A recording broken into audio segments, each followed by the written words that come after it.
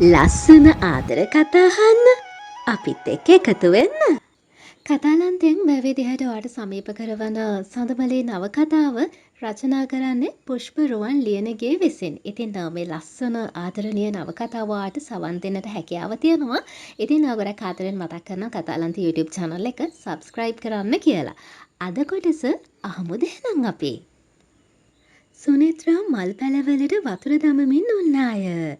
මදුගේ motor රථය පැමිණ මිදුලේ නතර විය. සුනිත්‍රා කුතුහලෙන් ඇය දෙස බැලුවාය. Good morning auntie. Good morning දුව. කෝ දෙවියා? ගෙයි හිටියා දුව? උදේ පාන්දර දෙන්නත් එක්ක කොහෙවත් යන්නද? ඇයි දිව්යා කිව්වේ නැද්ද? එයා ඉතින් යන්න ලේස්ති වෙලානේ යන තැන කියන්නේ. දිව්‍යට ස්ටේට් බංගලෝ එකට යන්න ඕනි කියලා මට එන්න කිව්වා ආන්ටි. මේ හදිස්සි එහි යන්නේ මොකටද දරුවෝ? ඒක නම් මටත් හරියට කිව්වේ නෑ ආන්ටි. මේ අතර දිව්‍යාංගි සූදානම් වී එළියට ආවාය. මට ඇහුණා සද්දේ. කොහෙද දුව පාන්දරම යන්නේ? ස්ටේට් බංගලෝ එකට යනවා අම්මා. ඇයි එහෙ යන්නේ? මම ඇවිල්ලා කියන්නම්. ඉවසන්නම බැරි නම් නංගිගෙන් අහන්නකෝ. එයාට මම A to Z කියලා තියෙන්නේ. මට පරක්කු වෙනවා අම්මා. දිව්‍යාංගි මවට වැඳ මෝටර් රථයට නැග්ගාය. යනං ආන්ටි. පරෙස්සමෙන් ගිහින් යන්න. මෝටර් රථය ඉදිරියට ඇදිනි. සුනිත්‍රා එය ඈතට යනතුරුම බලා උන්නාය. සපුමා තම කාර්යාල කාමරයට පැමිණ සඳමැලියට ඇමතුමක් ගත්තේය. ඒ වන විට සඳමැලි අප්පෝ සමග පොළට යමින් සිටියේය. Hello. good morning සඳමැලි. good morning මහත්තයා. දැන් පොලේ දින්නේ?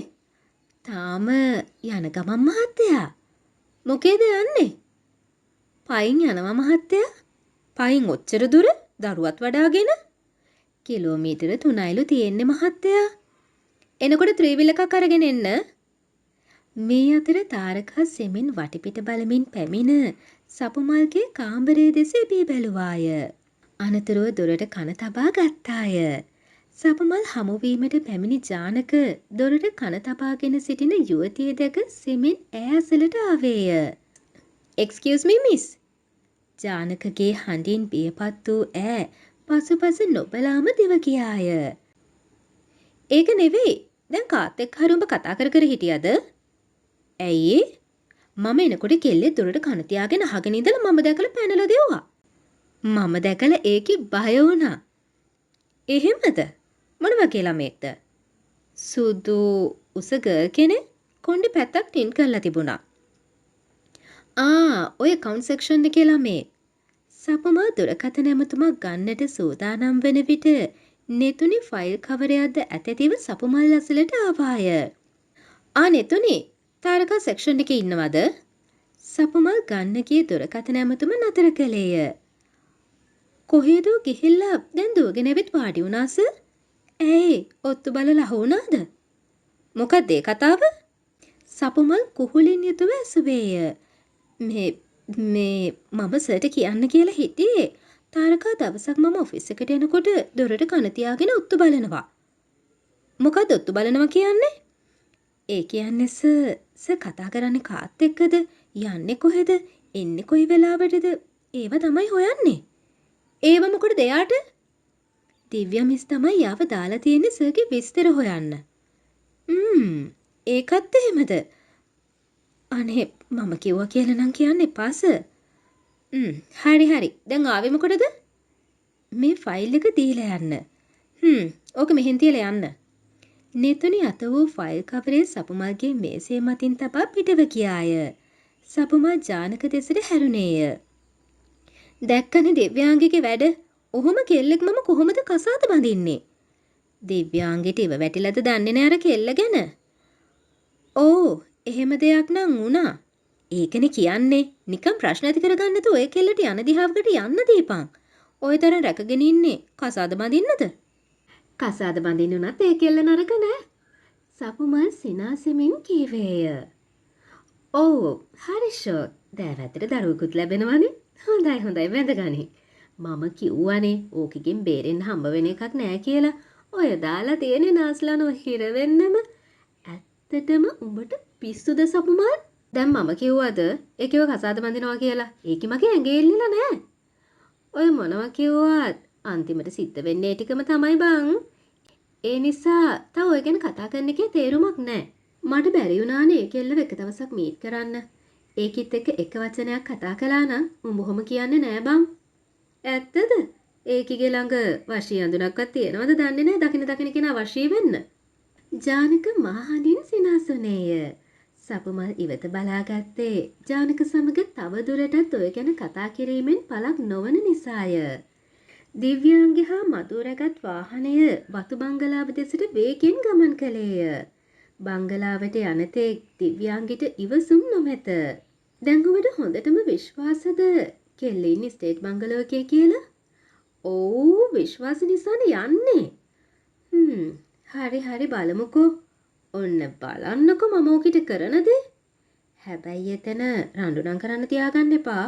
මම කැමති නෑ ඔවට. පිස්සුද මధు? මම එහෙම රණ්ඩු කරනවද? ඔලුව අත ගාලා මූණිබල එන්නේ. ගේම දෙන්නේ මොලෙන්. තේරුණාද? තේරුණා. ඒක නෙවෙයි. එන ගමන් මතක් කරපන් රෙදි කඩේකට ගොඩ වෙන්න. කාටද හදිස්සි ඇඳුම් ගන්නෙ? අපේ අක්කගේ කෙල්ලගේ උපන්දිනේ හෙට බං. ඒකිට ඇඳුම් පොඩි ටිකක් අරගෙන යන්න. ඉන්නකෝ. එන ගමන් මම නියම තැනකට එක්කගෙන යන්න. ඒ කොහෙද?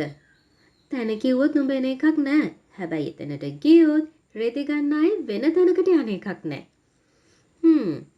හරි. අගේ කරන්න ඕනේ නෑ. ගිහිල්ලම බලමුකෝ. තව කොච්චර දුරයිද? තව වැඩි දුරක් නෑ. ඔය රතුපස් පාරට හරවන්න. දිව්‍යාංගි සහ මధు රැගත් වාහනය මංගලාවේ මිදුලින් අතර විය. දෙදෙනා වාහනෙන් බැසගත්තේ වටපිට බලමිනි. මිදුලේ ඈත කොනක රෙදි වනමින් උන් සෝමා දිව්‍යාංගිව දුර තියා හඳුනාගත්තාය. ඉන් කලබල වූ සෝමා කුස්සිය දෙසට දිව ගියාය. පිටිපසට දිව යන සෝමා ඡායාවක් ලෙස මధు දුටුවාය. සෝමා කුස්සිය අසල වැලිහි තිබූ දරුවාගේ සහ සඳමලීගේ ඇඳුම් ටික ගොඩ කරගෙන කුස්සියට දිව ගියාය. කවුද ගෑණියෙක් අපිව දැකලා පිටිපස්සට දෙව්වා? මధు කීවේ කුතුහලයෙනි. දෙදෙනාම කුස්සිය දෙසට දිව ගියහ. ඔවුන්ට දැකගත හැකි වූයේ සෝමා රෙදි ගැනීමෙන් සෙලවෙමින් පවතින රෙදිවැල පමණකි. කවුරුත් නෑනේ බා. නැත්තේ මොකද? අර රෙදිවැලත් හැප්පිලා දුවලා තියෙන්නේ. බලපන් රෙදිවැල තාම හෙල්ලෙනවා. මේ ළඟම ඇති. යමුකෝ බලන්න. දෙදෙනා කුස්සිය අසලටම කිට්ටු වූහ. සෝමා කුස්සියේ සිට කිසිවක් නොදන්නා ආකාරයෙන් එළියට ආවාය. ආනේ දිව්‍ය නෝනා අඳුර ගන්නත් බෑ. මහත් වෙලා හැඩ වෙලා. අර පැත්තේ ඉඳලා දුවගෙන ආව කවුද සෝමා? එහෙ මම නෝනා බතරොස් වෙනවා වගේ සුමදක් ආවට දුවගෙන ආවේ. ඒක මිසක් අපි මේ බැලුව කවුද කියලා. යමු නෝනා ගෙට. දිව්‍යාංගි සහ මధు බංගලාවේ සාලයට පැමිණ අසුන් ගත්හ. මේ නෝනගේ යාළුවෙක් වෙන්න ඇති. ඔව් සෝමා මේ මధు. අපෝ පේන්නේ නැත්තේ? පොළට ගියා නෝනා. අඩුම කුඩුම ටිකක් ගේන්න. ඉතින් අම්මා තාත්තා එහෙම සනීපෙන් ඉන්නවද? වරදක් නෑ හොඳින් ඉන්නවා. නෝනලි ඉන්නකෝ මම බොන්න මොනවා හරි හදාගෙන එන්නම්. සෝමා කුස්සිය දෙසට පියමන් කළාය. මේ බංගලාව හරි පාළු පාටයි. බයේ බෑ හොල්මනුත් ඇති. මధු වටපිට බලමින් කීවාය. උඹට පිස්සුද? සපුමල් පුංචි කාලේ හිටියේ මේ බංගලාවේ. මමත් පුංචි දවස්වල වැඩියෙන් හිටියේ මෙහෙ තමයි. උඹ ටිකක් හිටපන්කෝ. මම ඇතුලේ ටිකක් සර්ච් එකක් දාලා එන්නම්. දිව්‍යාංගි සඳමලීගේ කාමරය අසලට ආවාය. එහි දොර අසල ඇඳුම් මසා කපා ඉවත් කරන ලද රෙදි කැබලි දැමූ පෙට්ටියක් විය. දිව්‍යාංගී රෙදි කැබලි කිහිපයක් අතටගෙන බලා නැවත දැම්මාය. අනතුරුව වසා ඇති දොර සෙමින් තල්ලු කර බැලුවාය. එහි අඟුළු දමා තිබින. ඇයි යතුරු සිතුරට දෑස තබා බැලුවේ කාමරේ කිසිවෙකු සිටියදැයි කියාය. එනමුත් කරුවල නිසා ඇයට කිසිවක් නොපෙනිනි. අනතුරු නිවසේ විවිධ තැන් සෝදිසි කරන්නට වූවාය. කෝ අර කියපු ගෑණි ඉන්නවද? මధු උපහාසයෙන් නැසුවාය. නිකම් පිස්සු ගමනක් ආවේ. මේක පිස්සු ගමනක් නෙවෙයි මధු. මට හිතෙන්නම මේ ගෙදර තව ගෑණියෙක් ඉන්නවා කියලා. කෝ ඉතින් ඉන්නවනම් ඉන්න එපැයි. මදු අසල අසුනෙන් ඉඳගත්තාය. මේ බලපන් මේ කීයේ පෙරේද පාවිච්චි කරපු සෙලෙප්පු දෙකක්.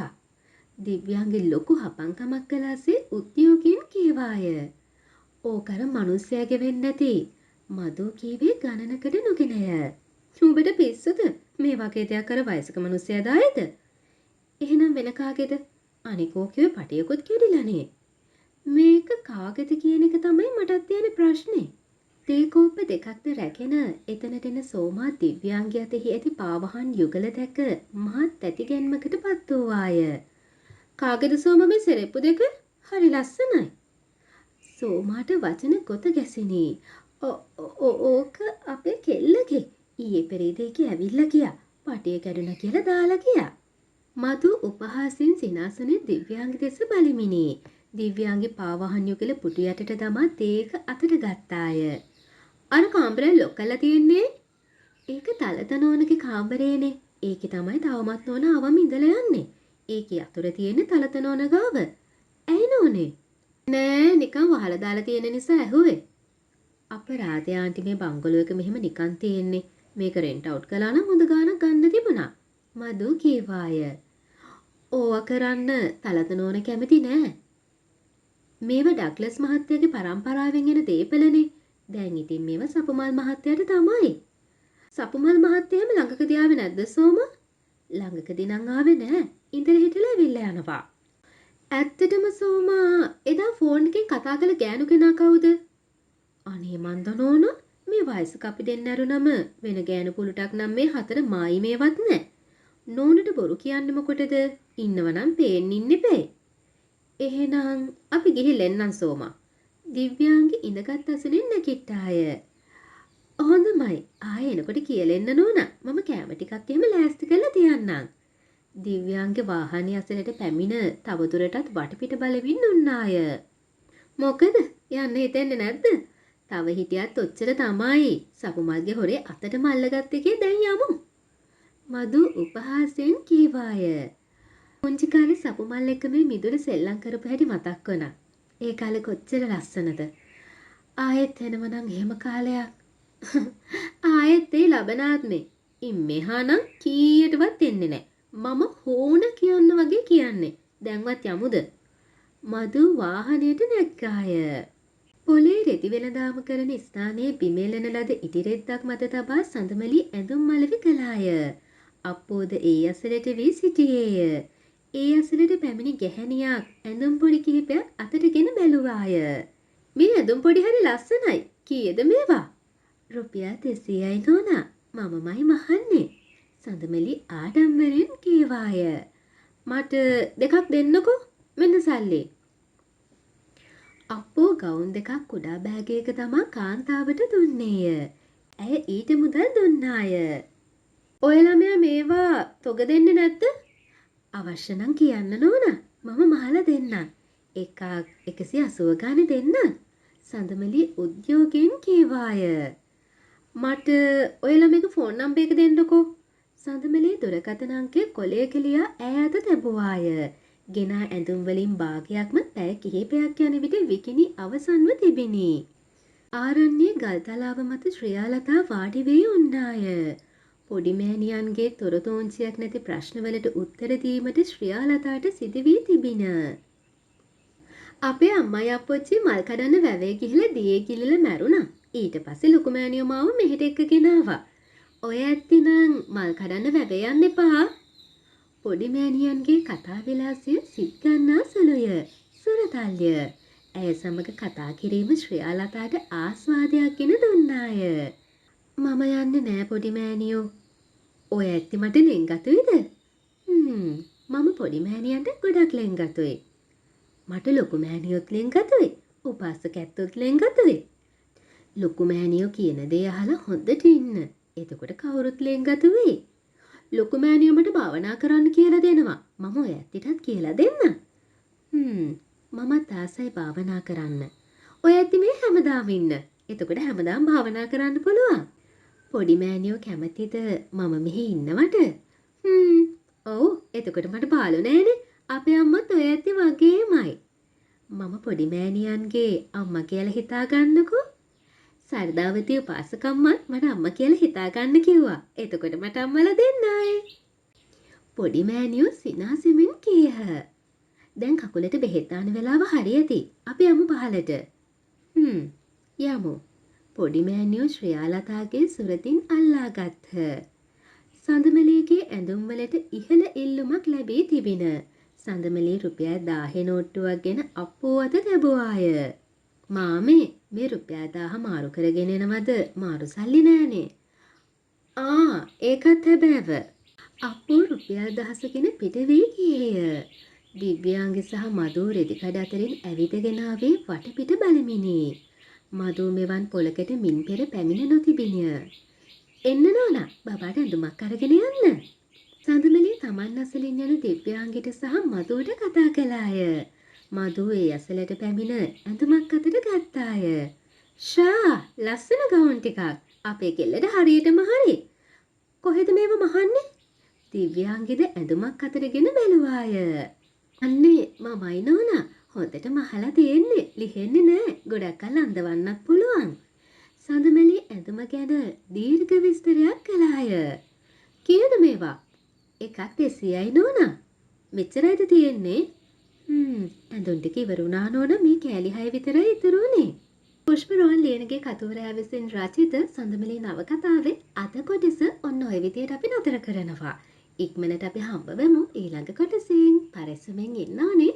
තාමත් ඔයා කතාලන්ත YouTube channel එක subscribe කරලා නැත්නම් විතරක් ඔන්න මතක් කරනවා මේ දැම්මම අපේ channel එක subscribe කරලා තියාගන්න. එතකොට bell icon එකත් click කරන්න අලුත් කොටස දාපු ගමන් ඔයාට notification එකක් එවි. එහෙමනම් පරිස්සමෙන් ඉන්න. සුබ දවසක්. ලස්සන ආදර කතා අහන්න අපිත් එක්ක එකතු වෙන්න.